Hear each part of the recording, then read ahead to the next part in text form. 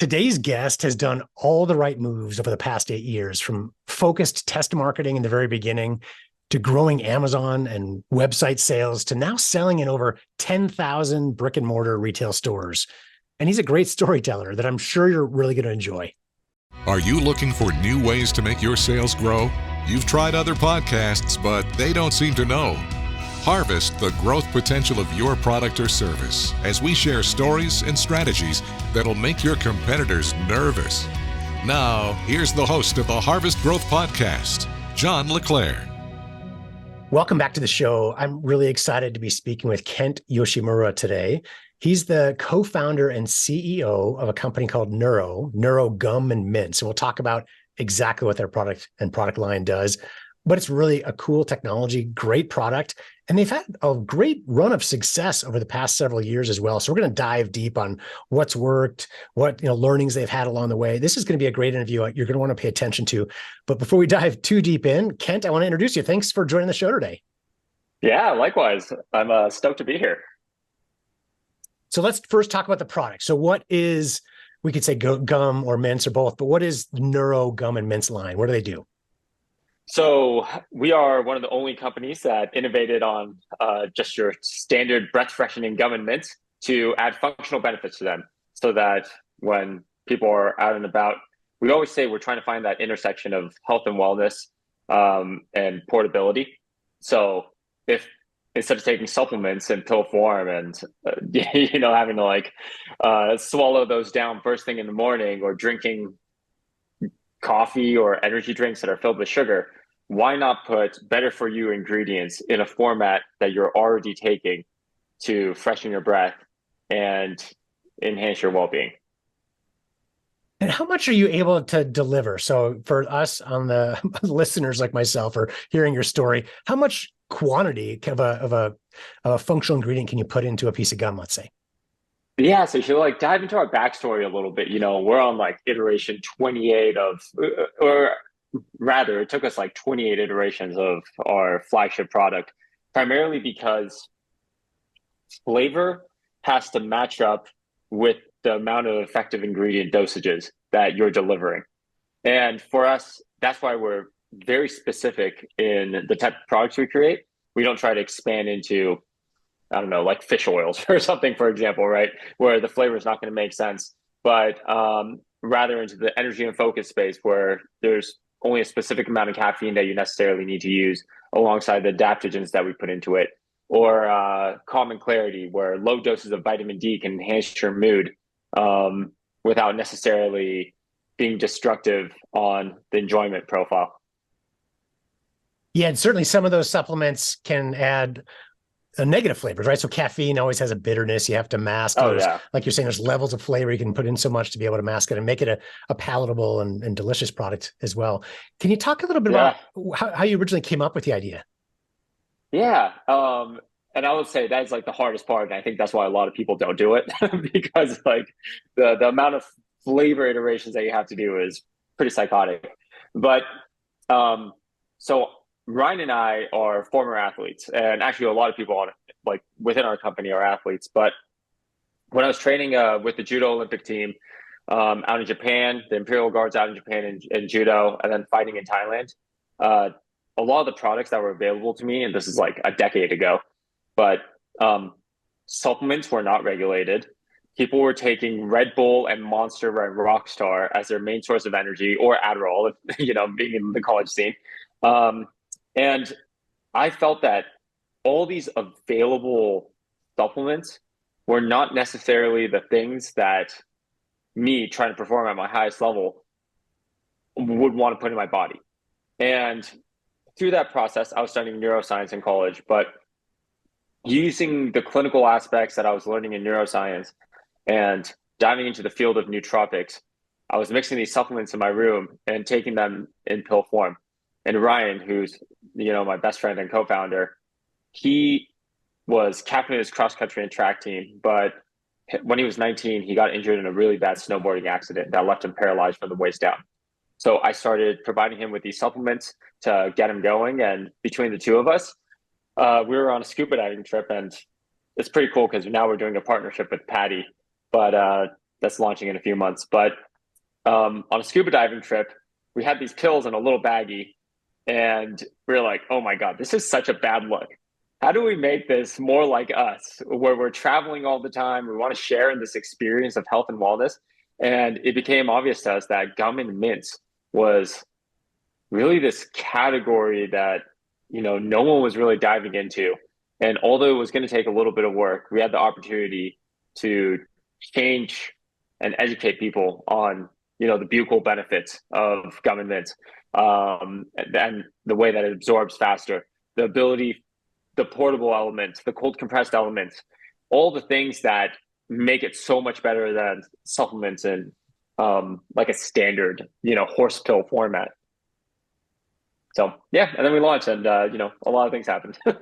Sure. And you'll get into that story for sure. Is part of your audience too, obviously what you've described as your core audience, but I know there's a big group out there, one of my daughters included, that really can't swallow pills, whether they're horse pills or not. And frankly, myself, I always like, I can't understand. Why can't you just do it? It seems like, it's one of those muscular things people can't do, but man, some of those big ones, I think nobody can get down. So how is this part of your audience as well? Do you find people that buy this just because it's either they like it better than swallowing pills, or maybe they have trouble swallowing pills as well? Yeah, it's interesting because, speaking of like consumer insights, people who take supplements definitely, it's the highest relevance to them is function and benefit. So after function and benefit, it really goes down this totem pole, and like the format really doesn't matter to them. But what we're discovering is that people who take gum, or people who already chew gum, wouldn't want to take our products. So I do think, there's a saying in marketing that you probably know, where you meet the consumer where they're at.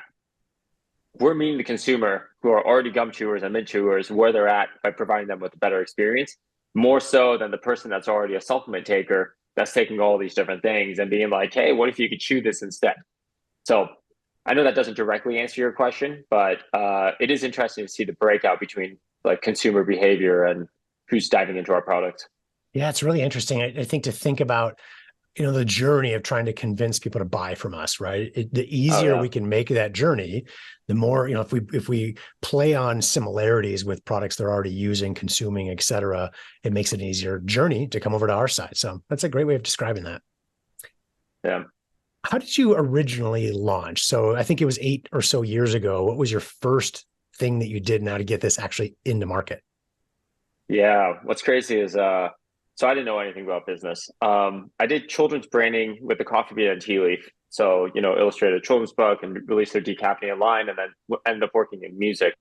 And Ryan was working at Hulu at the time. But when we finally, after like a year of doing R&D, getting a product that we were happy with, we launched on Indiegogo, which is basically, it's like Indiegogo and Kickstarter were like the two big crowdfunding platforms. And since I was so active on Reddit at the time, especially our Nootropics, I posted about it on our Nootropics to a group of biohackers. And that it was crazy. It became the #1 post on that subreddit. And we reached our goal in like less than 3 days. Raised like $20,000+ in less than 3 days. And that was how we got our start. And then after the Indiegogo campaign ended, and we got this initial cohort of biohackers, Dr. Oz's team reached out to us, and that just took us completely national, which is pretty wild. Let's get to Dr. Oz in a second, but I want to jump back a little bit to talk about that subreddit that you did.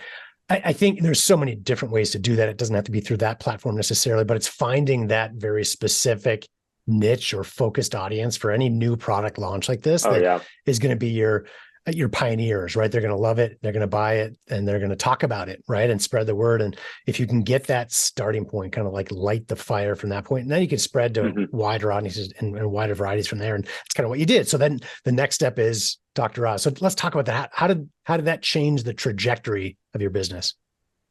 Yeah. I mean, to go back to your first statement, there's a book called Crossing the Chasm that is absolutely fantastic. It's one of my favorite marketing books, but it does talk exactly about that, right? Where it's like, before you cross the chasm, you have to find the people that are going to be the evangelists and the early adopters.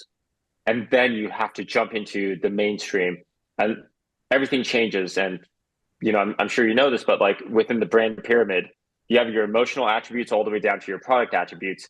And while these people are attracted to the product attributes, when you jump into the phase of the Dr. Oz or the Shark Tank or the Joe Rogans, where we've been like featured on, you have to get into the emotional attributes of the product and people believe in it in a much deeper way than just being like, oh, it's another energy and focus product, but it's in gum or mint format.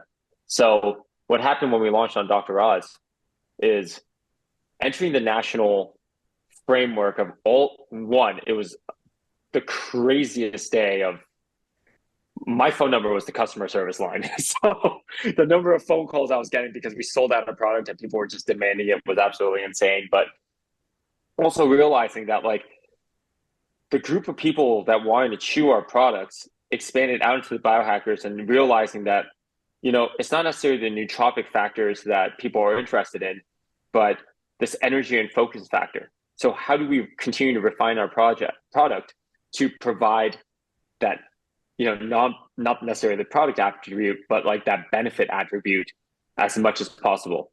And it changed the trajectory of the company in the sense that we started thinking about supplements as a whole. And how do you look at the medicine cabinet and everything that sits there that you're taking for your mental clarity to get you through your day? And how can we make that more approachable, more portable, more shareable, so that when people go on these platforms like Dr. Oz or, discover us on Joe Rogan or wherever it happens to be, it becomes more of a lifestyle product than just any other supplement brand.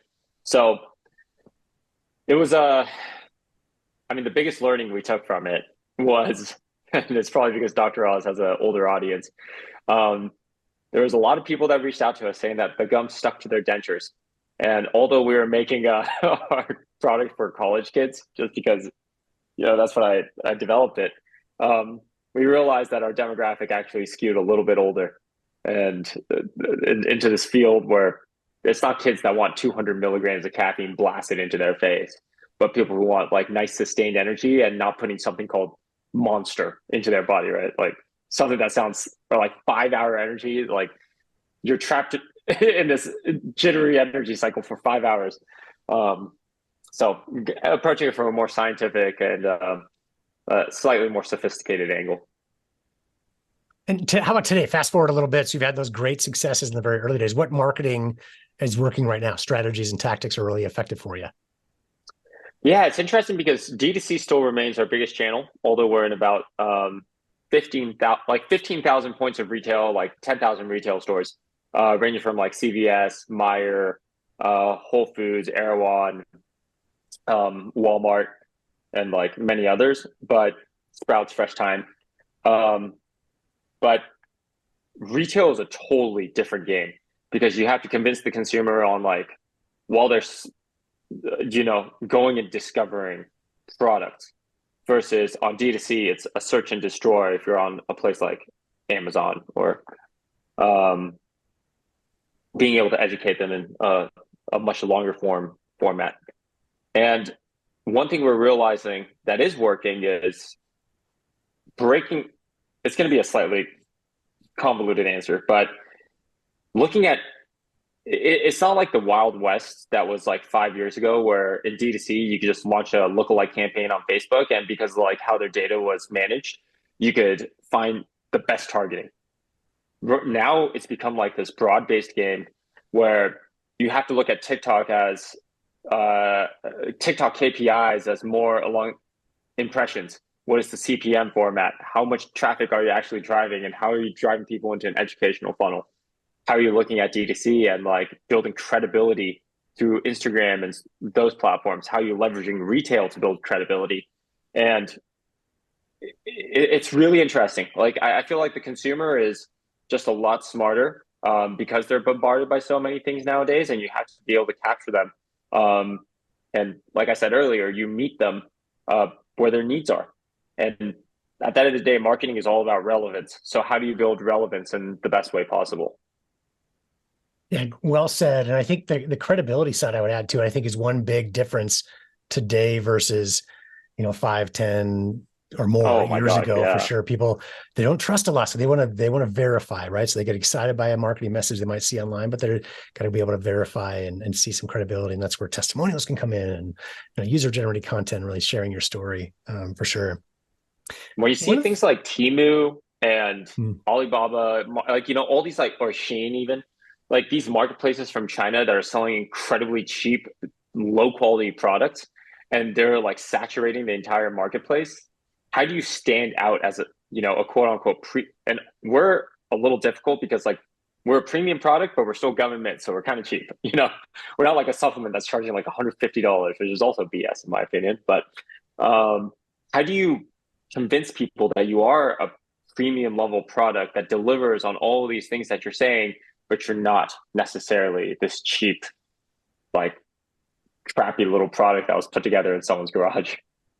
Yeah, it's a fine line to watch, right? Get a connection with your audience through feeling organic and natural and real, but premium enough that you've got that credibility, that you've got a company behind it, that this isn't coming from overseas, from some company that's not going to exist next month or whatever, that backs up especially ingestibles, right? When you're putting something in your body, Oh yeah. that added level of trust is necessary. So one thing as I visit your website, one of the first things I noticed is right away I got an email. So which is awesome, and we've used this process with some of our clients over the years. But I'd love to chat about it. I don't think we've ever talked about this on the show, but it's one marketing technique just to pay attention to, at least at a high level for our audience. So, for example, when you get a visitor to your website that doesn't enter their email address, they don't start an order, sometimes you're actually able to still send an email to that person. So most of our listeners have probably had this happen once or twice, and maybe recognize, like, did I leave my email address? How'd they do this? It doesn't happen a lot. It's infrequent enough. I think that it's still a viable resource that tends to work generally pretty well. It's not over inundating or filling up their inbox, but also it's that recency. So the beauty of yours, sometimes you'll get these like 2 days later, I visit a website or whatever. Yours, at least for me, in my experience, was almost immediate. So very quick. So now it's top of mind. I visit the website. I'm interested in the product. Boom. I get an email with an offer or information or whatever it might be. It's going to be different, I'm sure, with every interaction. But can we talk about that a little bit? How is this approach? There's a lot of different vendors you can use that you connect to your website, and they can track this data and provide the website information or the email information for you. But how has that been beneficial? How has that helped your marketing?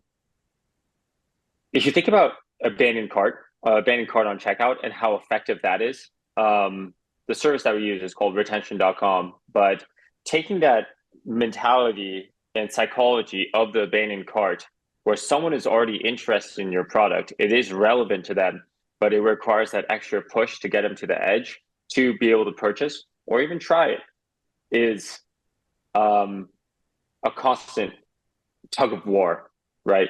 And through this platform, retention.com, or all these other services that do exist, the beauty of that is, like, in this integrated network that is the web, they're able to utilize consumer data when they land on your site, and be able to still associate them as a user on another site to be able to send them an email. So from the data side, it's definitely interesting, and it's something that probably only exists in America.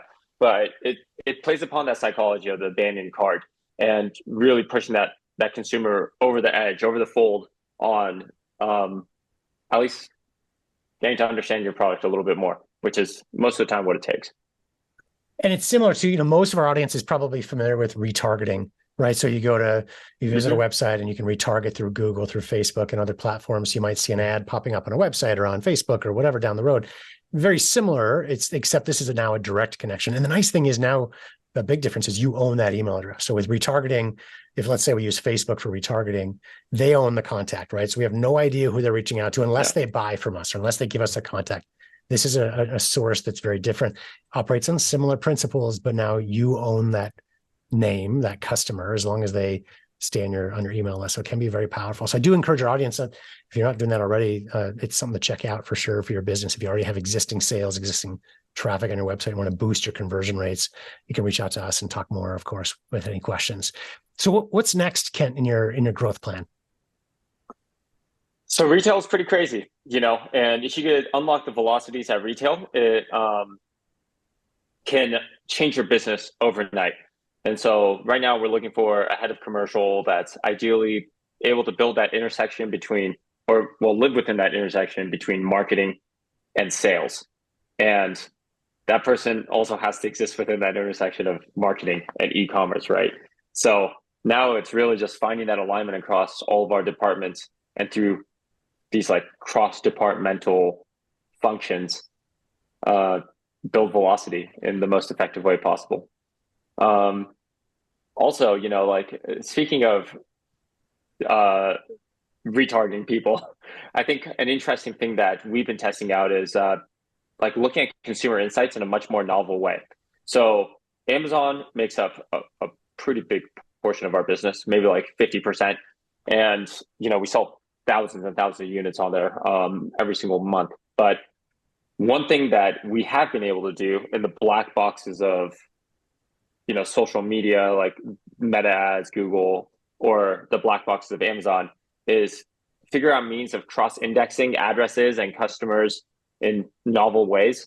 And also with retail, like taking SPINS data or IRI data or Nielsen data and cross-referencing all these regional touch points to be able to get a better understanding of our consumer so that ad efficiency becomes a lot more fine-tuned in the best way possible. And we're not, at the end of the day, we're not bugging people where our product isn't relevant.